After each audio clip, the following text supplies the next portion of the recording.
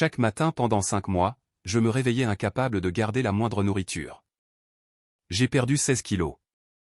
Mes cheveux tombaient par poignées. 3 médecins différents m'ont fait passer tous les examens imaginables et n'ont rien trouvé d'anormal. Puis, un après-midi, un inconnu dans une boutique d'antiquités a regardé la montre que mon fils m'avait offerte, et son visage est devenu livide. Il a ouvert le boîtier d'une main tremblante. Quand il a vu ce qu'il y avait à l'intérieur, il m'a saisi le poignet. Enlevez ça tout de suite. J'ai fixé la minuscule capsule cachée dans le boîtier. Mon fils m'a offert ça pour mes 62 ans. Ses mains tremblaient. Alors laissez-moi vous montrer ce que votre fils a fait. Avec le recul, j'aurais dû savoir que quelque chose n'allait pas ce soir-là, mais on voit toujours plus clair après coup. C'était mon 62e anniversaire, 2 ans après le décès de Marguerite. Je n'avais pas envie de faire la fête, mais Mélanie a insisté.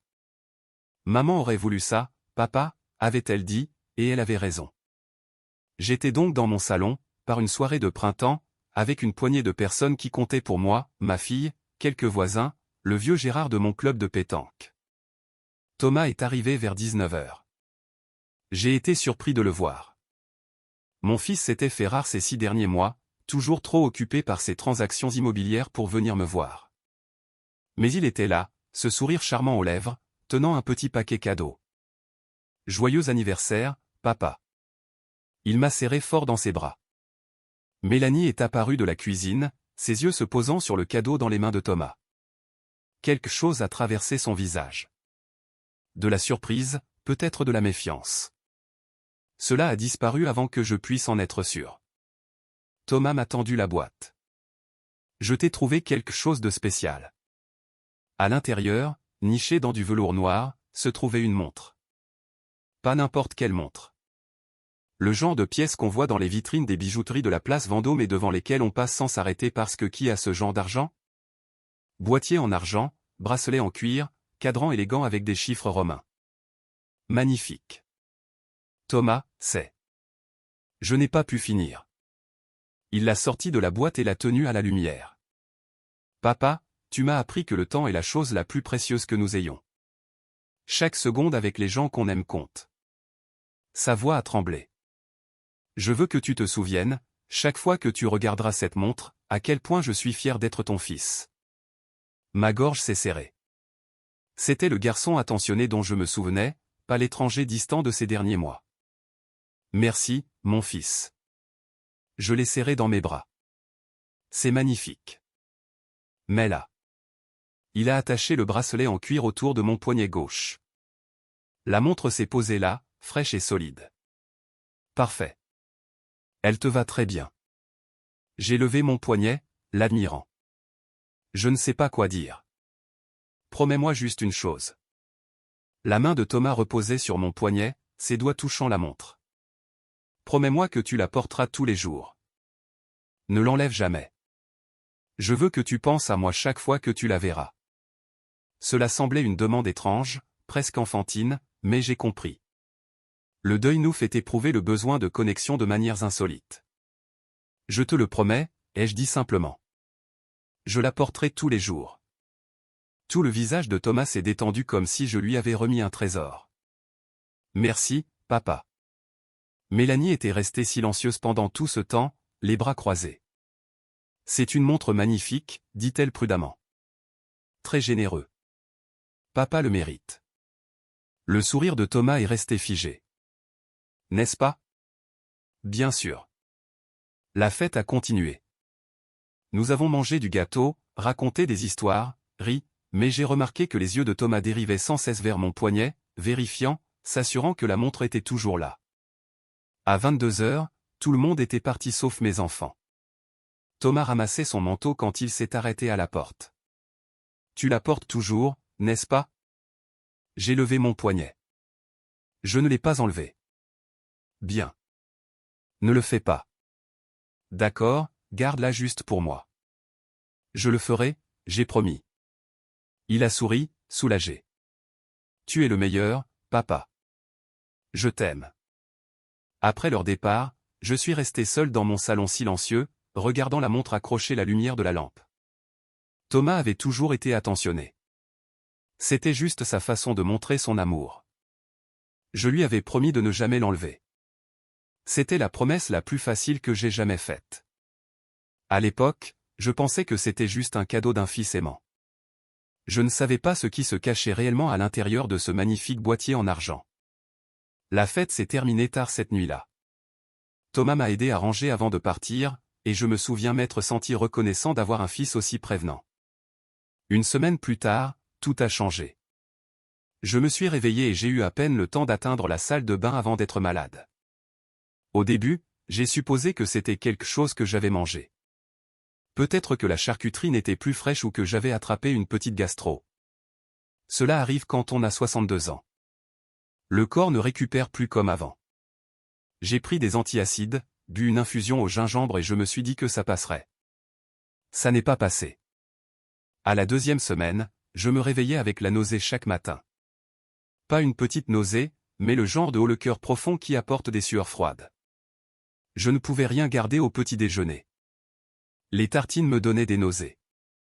Même le café, mon habitude depuis 40 ans, avait soudain un goût anormal. Je sautais les repas du matin, buvant de l'eau jusqu'à ce que la sensation s'atténue vers midi. C'est là que Thomas a commencé à appeler. « Salut, papa. Je viens prendre des nouvelles. Comment tu te sens ?» Sa voix semblait chaleureuse et inquiète. Il appelait tous les 2 jours, puis tous les jours, parfois 2 fois. Je vais bien, je disais. Juste un peu fatigué. Quels symptômes? Des nausées, de la fatigue, autre chose? À l'époque, cela semblait affectueux. Un fils inquiet pour son père vieillissant. Avec le recul, je vois à quel point ces questions étaient spécifiques, détaillées, comme s'il suivait l'évolution de quelque chose. Et toujours, il demandait, « Tu portes toujours la montre, n'est-ce pas ?» Bien sûr, je répondais en jetant un coup d'œil à mon poignet. Je m'étais habitué à son poids. Je ne l'ai pas enlevé. J'ai promis. Bien. C'est bien, papa. À la 3e semaine, j'avais perdu 4 kilos. Je l'ai remarqué quand ma ceinture a eu besoin d'un nouveau trot. Mélanie est venue déjeuner ce dimanche-là. Ou du moins, elle a essayé. J'ai à peine touché au plat qu'elle avait préparé. « Papa, tu as une mine affreuse », a-t-elle dit en couvrant ma main de la sienne. « Quand as-tu mangé correctement pour la dernière fois ? Je n'ai juste pas faim. »« Ce n'est pas normal », a-t-elle dit, la peur perçant dans sa voix. « Tu dois voir le docteur Morel. C'est probablement un virus. » « Depuis 3 semaines ? » « S'il te plaît. » J'ai promis d'appeler lundi. Cet après-midi-là, Thomas est passé avec des courses. Du bouillon de poule, des biscottes, de l'eau gazeuse. « J'ai pensé que tu en aurais besoin », a-t-il dit en rangeant ma cuisine. J'étais touché. Ce fils, absent pendant 6 mois, m'apportait de la soupe. Merci, Thomas. Ça me touche beaucoup. Il a souri, puis a regardé mon poignet. Tu portes la montre tout le temps? Oui, même sous la douche. Je fais attention. Hier, j'ai reçu quelques éclaboussures en faisant la vaisselle, mais je l'ai séché tout de suite. Son corps s'est figé. Papa, tu dois faire attention. Je sais. Tout va bien. Non, a-t-il lancé brusquement.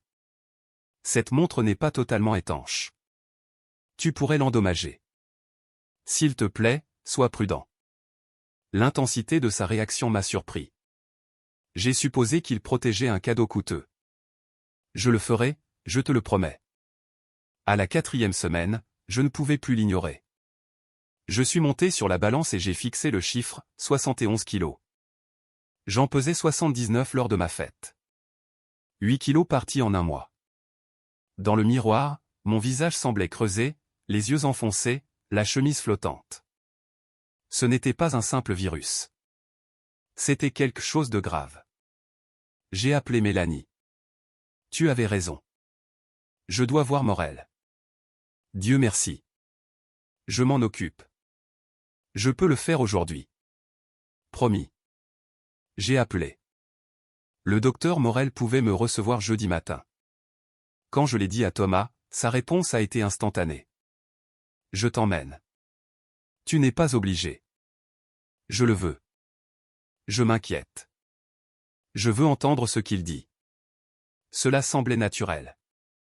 Comment aurais-je pu savoir? Il m'a conduit, surveillant la montre, attendant dans la salle d'examen. Thomas est venu me chercher tôt ce matin-là pour mon rendez-vous. Il avait insisté pour m'accompagner, et j'en étais reconnaissant, car je me sentais trop faible pour conduire moi-même. Le docteur Morel a fait tous les tests possibles.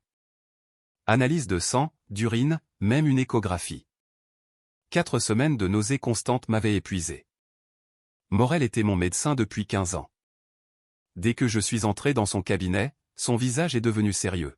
« Laurent, vous avez perdu beaucoup de poids. » Il m'a aidé à monter sur la table, à vérifier mes constantes, à examiner mes yeux et ma gorge. J'estime la perte à 7 ou 9 kilos. Quand cela a-t-il commencé? Il y a environ un mois, juste après mon anniversaire. Nous avons besoin de tests complets, a-t-il noté. Bilan sanguin, analyse d'urine, échographie abdominale. Je veux tout écarter. Thomas était resté dans la salle d'attente pendant l'examen, mais il nous a rejoints quand Morel a expliqué les tests. Que cherchez-vous spécifiquement? A demandé Thomas en se penchant en avant. La fonction hépatique, rénale, des infections, des problèmes digestifs. Morel m'a regardé. Nous serons minutieux. Merci, docteur. La main de Thomas s'est posée sur mon épaule. Nous voulons juste savoir ce qui ne va pas. Les tests ont pris la majeure partie de la matinée. Tout au long, j'ai senti la présence de Thomas dans la salle d'attente, jouant le rôle du bon fils. Une semaine plus tard, le docteur Morel m'a rappelé pour les résultats. Thomas m'a encore conduit. Monsieur Simon, je dois admettre que je suis perplexe. Morel a étalé les rapports de laboratoire sur son bureau. Tout est revenu normal. La numération globulaire, les enzymes hépatiques, la fonction rénale, tout est dans les normes. L'échographie n'a révélé aucune anomalie. Je l'ai fixé. Mais je perds du poids. Je peux à peine manger. Quelque chose ne va pas. Je sais. Je peux le voir. Il a tapoté son stylo. Je vous envoie chez une gastro-entérologue. Le docteur Lefebvre est excellente. Peut-être est-ce quelque chose que ces tests ne détectent pas. Les tests étaient bons. Cela aurait dû être une bonne nouvelle. Au lieu de cela, cela n'a fait qu'épaissir le mystère. Dans la voiture de Thomas sur le chemin du retour, je suis resté assis en silence, regardant par la fenêtre.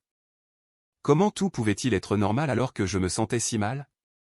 Ne t'inquiète pas, papa. On va trouver. Thomas a jeté un coup d'œil. La nausée, expire le matin ou le soir? Le matin surtout. Tous les jours, même quand tu ne manges pas beaucoup? Oui, chaque matin. Les questions semblaient attentionnées, mais il y en avait tellement. Si spécifiques. Ce soir-là, Mélanie a appelé. Comment s'est passé le rendez-vous? Tous les tests sont normaux. Normaux? Papa, tu as perdu près de 10 kilos. Comment tout peut être normal? Je ne sais pas. Il m'a dirigé vers une spécialiste. Il y a eu un silence. Papa, je dois te demander quelque chose. Ça ne te semble pas bizarre que Thomas soit soudainement si impliqué?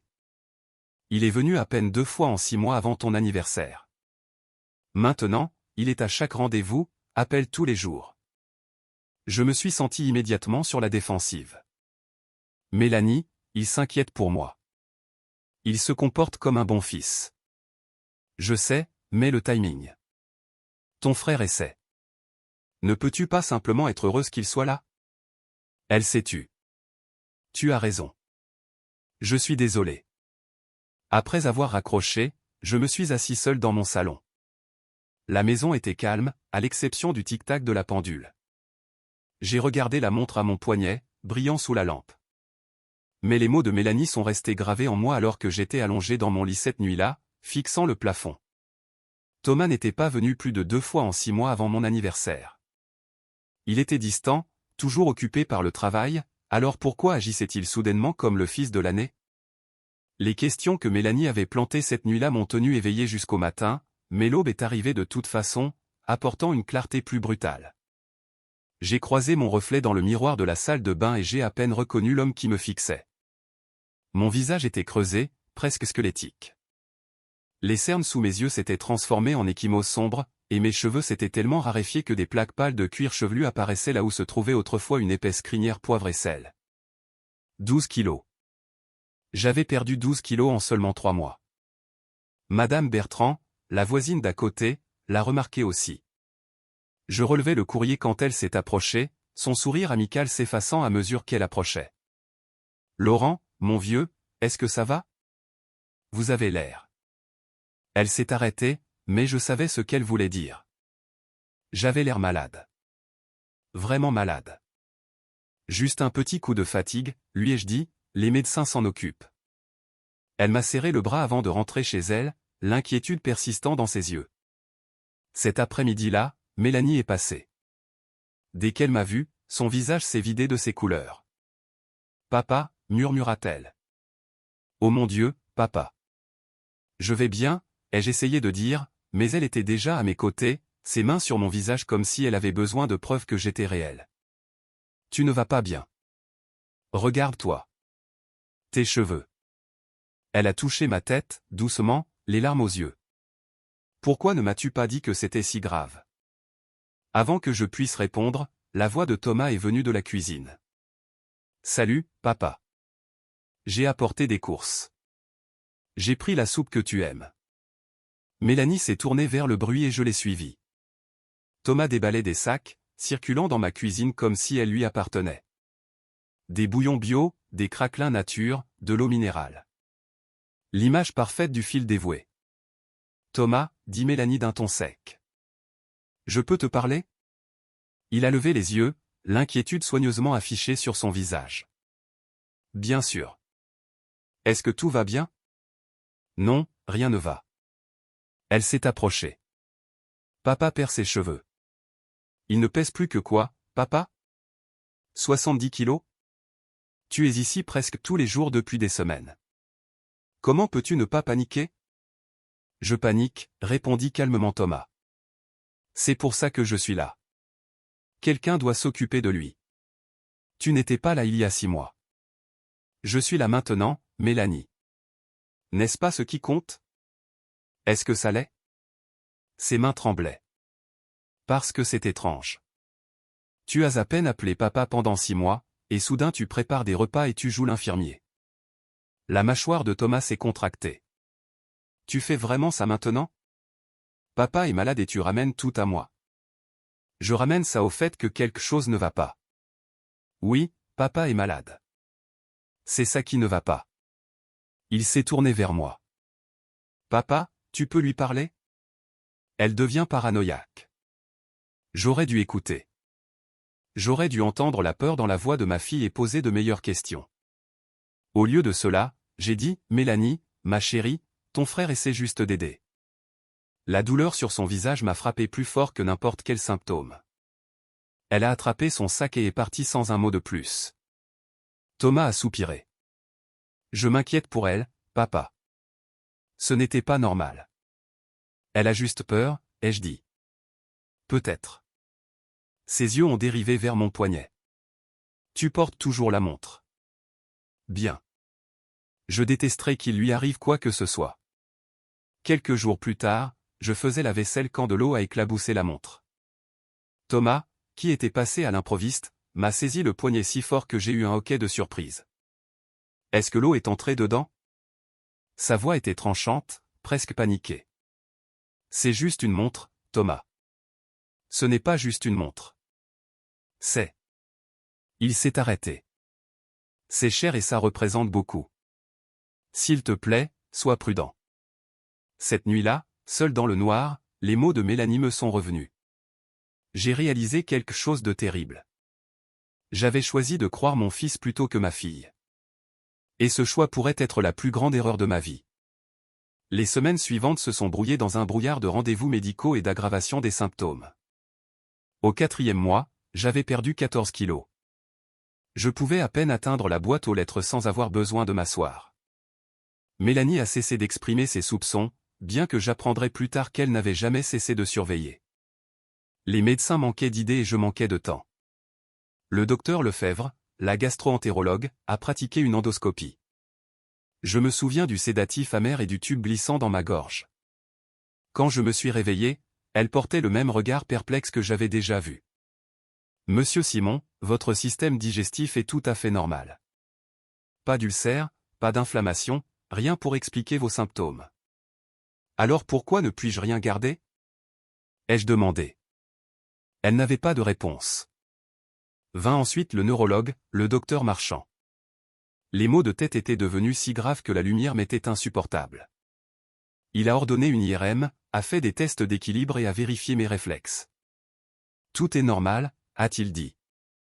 Pas de tumeur, pas de lésion, pas de troubles neurologiques. J'avais envie de hurler. Comment tout pouvait-il être normal alors que j'avais l'impression de mourir? L'oncologue était mon dernier espoir. Le cancer devait être la réponse. Rien d'autre n'expliquait la perte de poids, l'épuisement et la façon dont mon corps abandonnait. Il y a eu des scanners, des analyses de sang et encore de l'attente. Monsieur Simon, il n'y a aucune preuve de cancer nulle part dans votre corps. C'est alors que l'un d'eux, je ne me souviens plus lequel, a suggéré le stress, un traumatisme psychologique, la mort de ma femme. Je n'imagine pas ça, ai-je dit. J'ai perdu 16 kilos. Mes cheveux tombent. Ce n'est pas dans ma tête. Mais je l'ai vu dans leurs yeux. Ils pensaient que le chagrin me rendait malade. Thomas est passé ce soir-là et m'a trouvé assis dans le noir. Comment ça s'est passé, papa? Il pense que je suis fou, ai-je dit. Il pense que je me fais ça tout seul. Il s'est assis en face de moi et quelque chose dans son expression m'a troublé. Était-ce de la déception? Papa. Peut-être. Hésita-t-il. Peut-être que c'est juste la vieillesse. Peut-être qu'il n'y a vraiment rien d'anormal. Thomas, je dépéris.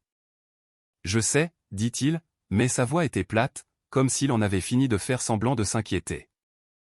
Une pensée m'a traversé l'esprit et s'est évanouie, une autre idée paranoïaque influencée par Mélanie.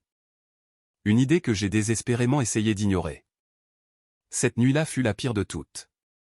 Vomissement. Mal de tête si violent que je pensais que mon crâne allait éclater. À 3 heures du matin, j'ai pris une décision. J'avais besoin d'air.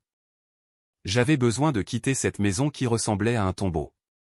Le lendemain matin, j'ai conduit jusqu'au centre-ville, je me suis garé dans une rue latérale que je ne connaissais pas et j'ai commencé à marcher sans destination, ayant juste besoin de bouger. J'ai erré dans un quartier calme de petites boutiques, d'antiquaires, une librairie d'occasion, un café aux tables vides. Puis j'ai vu une vitrine étroite remplie de vieilles montres et d'horloges, leur cadran captant la lumière du soleil. J'ai croisé mon reflet dans la vitre et je me suis à peine reconnu. Joues creuses, yeux enfoncés, peau couleur vieux papier journal. Puis j'ai regardé au-delà de mon reflet dans la boutique. Quelque chose m'a poussé vers cette porte. Peut-être étaient-ce les montres me rappelant celle à mon poignet. Peut-être était-ce le hasard. Ou peut-être, comme j'en suis venu à le croire, était-ce quelque chose de plus grand qui me guidait exactement là où je devais être. J'ai poussé la porte, ignorant que ce seul pas allait tout changer et révéler la vérité que je craignais le plus.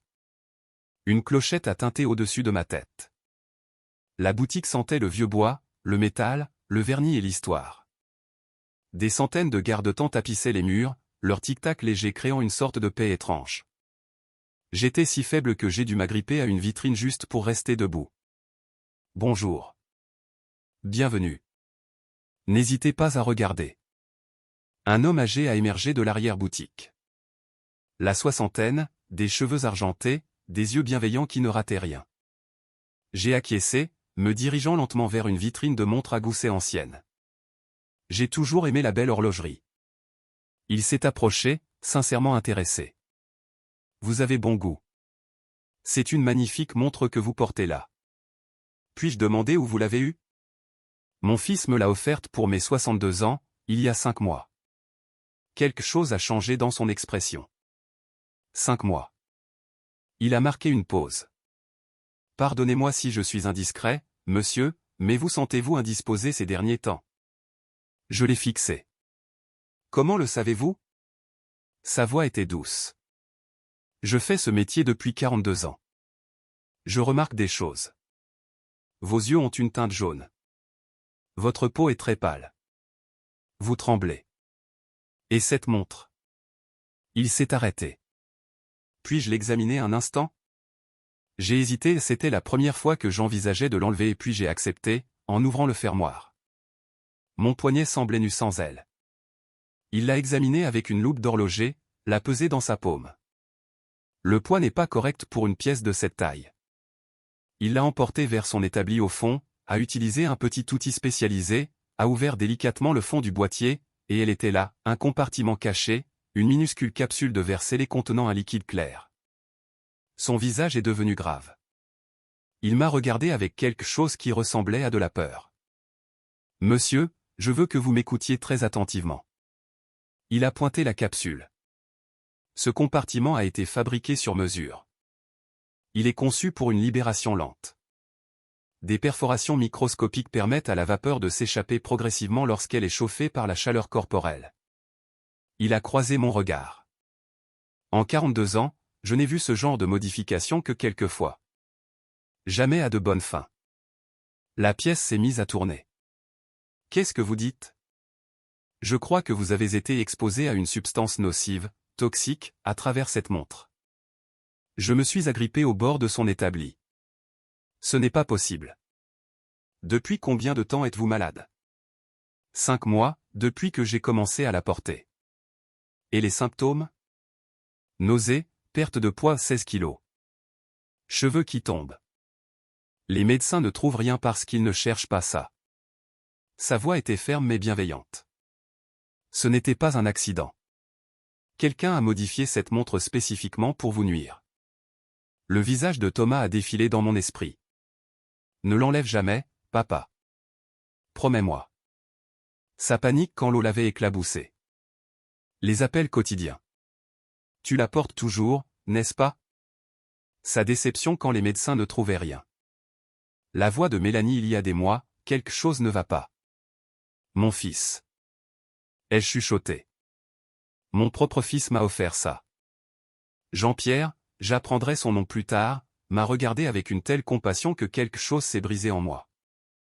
Je suis tellement désolé, mais vous devez comprendre. Si vous continuez à porter ça, vous ne survivrez pas longtemps. J'ai fixé la montre ouverte sur son établi, le magnifique boîtier en argent, la chambre cachée, l'arme que mon fils avait placée sur mon poignet avec un sourire et un discours sur la préciosité du temps. Les mains de Jean-Pierre m'ont soutenu alors que mes genoux commençaient à flancher. « Ne remettez pas cette montre, dit-il fermement. Et ne rentrez pas chez vous. Vous devez aller directement au commissariat, tout de suite. » Mes mains tremblaient si fort que je pouvais à peine tenir le comptoir. Jean-Pierre m'a guidé vers une chaise dans son atelier. « Asseyez-vous avant de vous effondrer, dit-il doucement. Il m'a apporté de l'eau, mais je ne pouvais pas boire. Il doit y avoir une autre explication, ai-je dit. Thomas ne ferait pas. Il ne pourrait pas. Jean-Pierre a tiré un tabouret pour être à ma hauteur. Sa voix était calme mais ferme. Quand exactement vos symptômes ont-ils commencé? Environ une semaine après mon anniversaire, après qu'il m'a donné la montre. Et il a insisté pour que vous la portiez constamment? Je me suis souvenu. Il m'a fait promettre de ne jamais l'enlever. Il vérifiait chaque fois qu'il me voyait. Ma voix s'est brisée. Jean-Pierre a attendu, puis a dit prudemment, « Monsieur Simon, je dois vous poser des questions difficiles. Avez-vous un patrimoine important, une assurance vie ?» La question m'a glacé. Oui, j'ai une assurance vie, environ 1,5 million d'euros, et je laisse ma villa sur la Côte d'Azur à mes enfants. Elle vaut plus de 2 millions. Votre fils a-t-il des problèmes financiers? Le visage de Thomas a défilé.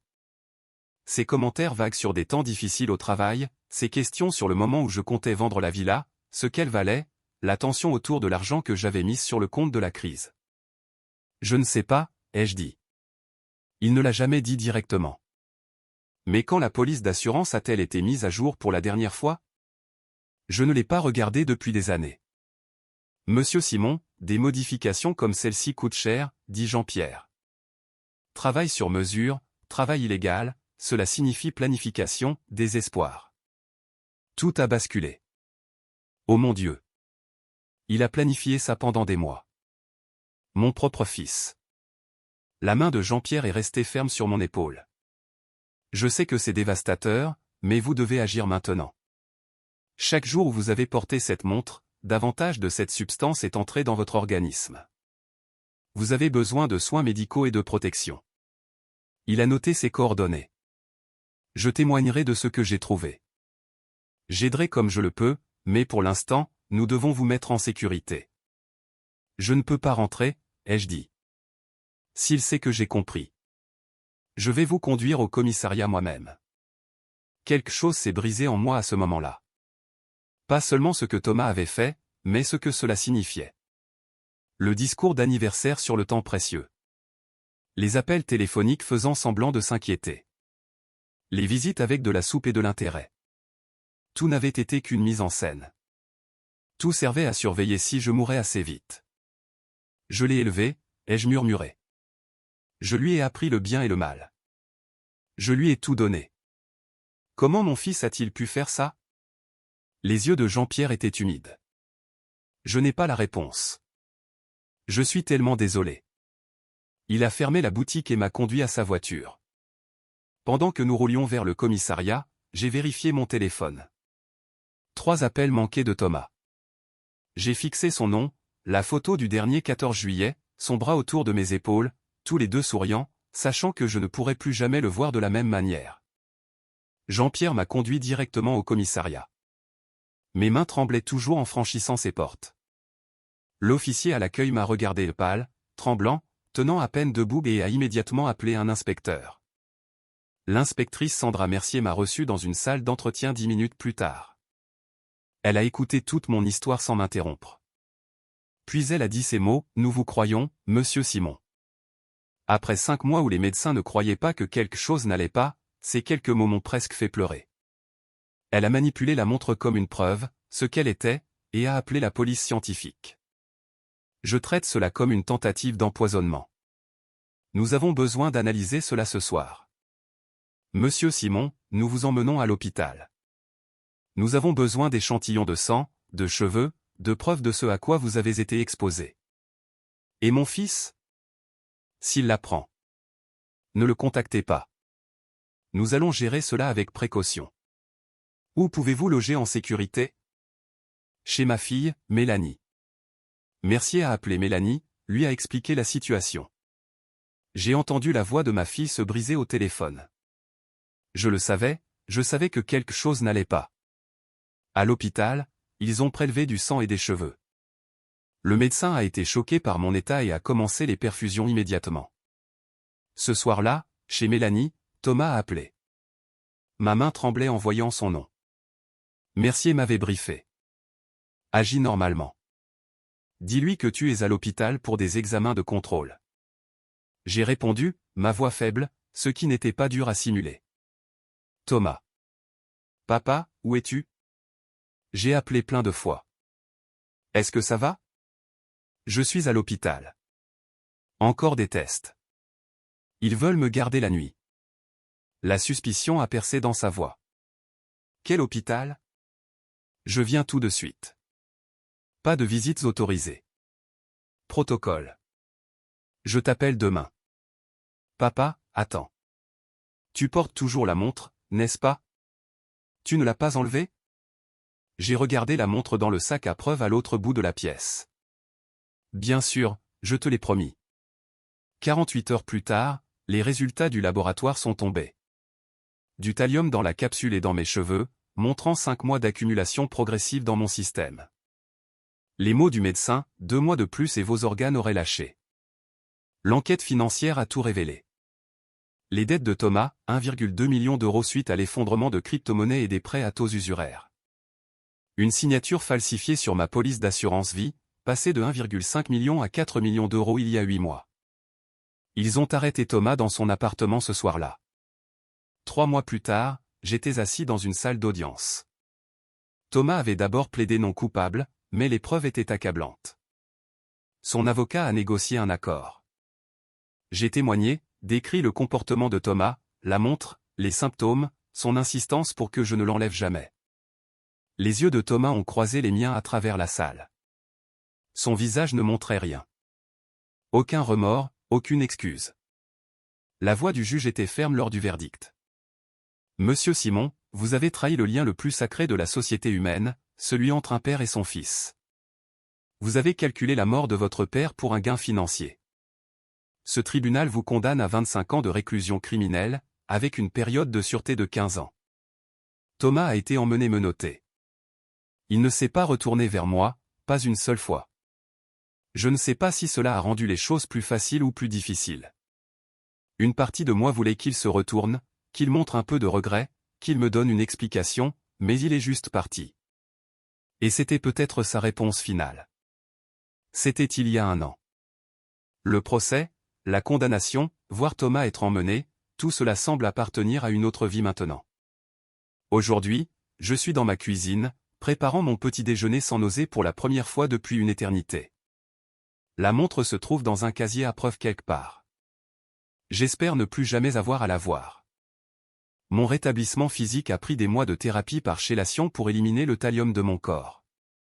J'ai repris mon poids de forme, 77 kilos. Mes cheveux ont repoussé. Mon énergie est revenue. Les médecins ont parlé de miracle médical. Ils m'ont dit que si Jean-Pierre n'avait pas repéré cette montre 2 semaines plus tard, les dommages au foie auraient été permanents. 2 semaines. C'est à ça que j'ai échappé. La guérison physique est venue plus vite que la guérison émotionnelle. Je vois toujours une thérapeute 2 fois par mois. J'apprends à accepter ce que cela signifie quand votre propre enfant calcule votre mort pour de l'argent. Je ne comprendrai probablement jamais complètement pourquoi Thomas a fait ça. Peut-être que lui non plus ne le sait pas. Le désespoir pousse les gens à faire des choses terribles, mais je refuse de laisser ses choix définir le reste de ma vie. Ma fille m'a sauvé la vie en faisant confiance à son instinct quand je ne l'écoutais pas. Mélanie et moi dînons ensemble 2 fois par semaine maintenant. Je ne prends plus ce temps pour acquis. Jean-Pierre et moi sommes devenus des amis proches. Nous nous voyons pour un café 1 fois par mois. Il donne désormais des conférences pour les bijoutiers sur la détection des objets trafiqués, apprenant aux autres à surveiller les modifications suspectes. Il appelle cela sa mission. Je l'appelle mon ange gardien. J'ai gardé la villa de Marguerite, celle que Thomas voulait que je vende pour qu'il puisse hériter plus tôt. Au lieu de cela, Mélanie et moi y allons les week-ends. Nous créons de nouveaux souvenirs, de bons souvenirs qui honorent Marguerite, sans être hantés par l'avidité de Thomas. Je ne laisserai pas ces actes ternir ce que ma femme aimait. Je me suis aussi trouvé un nouveau but. Je donne des conférences dans des centres pour seniors sur les abus envers les personnes âgées et l'exploitation financière. C'est plus courant qu'on ne le pense, et cela ne ressemble pas toujours à de la violence. Parfois, cela ressemble à un fils aimant offrant une montre à son père. Voici les signes d'alerte que je partage, une attention soudaine de membres de la famille éloignés, surtout quand vous avez un patrimoine important. Une pression pour prendre des décisions financières rapides sans temps de réflexion. Des cadeaux qui semblent trop généreux ou qui comportent des conditions. L'insistance pour que vous portiez ou utilisiez quelque chose constamment avec une inquiétude inhabituelle. Des membres de la famille qui vous isolent de vos autres proches ou amis. Je ne sais pas si je ferai un jour confiance aussi facilement qu'avant. Mais j'apprends qu'une saine prudence n'est pas de la paranoïa. Et je suis toujours capable de nouer de nouvelles amitiés. Jean-Pierre l'a prouvé. Si vous lisez ceci, ou si quelqu'un que vous aimez le lit, je veux que vous vous souveniez de quelque chose. Écoutez votre instinct. Si quelque chose vous semble anormal, enquêtez. Posez des questions. Cherchez de l'aide auprès de quelqu'un d'extérieur. Ne rejetez pas vos inquiétudes simplement parce que quelqu'un dit que vous êtes paranoïaque. Mélanie a été traitée de paranoïaque. Elle avait raison. Et si quelqu'un, n'importe qui, insiste pour que vous ne retiriez jamais un cadeau qu'il vous a fait, demandez-vous pourquoi. Qu'est-ce qu'il a peur que vous découvriez? Mon fils a essayé de me tuer pour de l'argent. Il avait calculé que je serais parti en quelques mois, le laissant plus riche de 6 millions d'euros. Mais il a échoué. Et je suis ici, en bonne santé et déterminé, m'assurant que d'autres reconnaissent les signes avant qu'il ne soit trop tard. La montre qui était censée mettre fin à mes jours est devenue la preuve qui m'a sauvé. C'est l'ironie du sort. Thomas n'avait jamais anticipé que le mal contient souvent les graines de sa propre dénonciation. Je me réveille chaque matin reconnaissant pour 3 choses, une fille qui n'a pas cessé de s'interroger, un inconnu qui connaissait assez bien les montres pour repérer le danger, et une seconde chance de faire en sorte que mes années restantes comptent pour quelque chose. Quelle histoire glaçante et bouleversante. Il est terrifiant de voir à quel point la cupidité peut pousser un être humain, même envers son propre sang, à commettre l'irréparable. Le contraste entre le geste symbolique d'offrir une montre, le temps, et l'acte de vouloir raccourcir ce même temps est d'une cruauté sans nom. Heureusement que l'instinct d'une fille et l'expertise d'un horloger passionné ont permis d'éviter le pire. Cette histoire nous rappelle l'importance de rester à l'écoute de nos proches et de ne jamais ignorer les signaux d'alarme, aussi subtils soient-ils. La résilience de ce père est admirable, transformer un tel traumatisme en une mission de prévention pour les autres seniors est une magnifique leçon de vie. Avez-vous déjà ressenti un sixième sens ou une intuition très forte à propos d'une personne de votre entourage qui s'est avérée exacte plus tard? Partagez vos expériences en commentaire.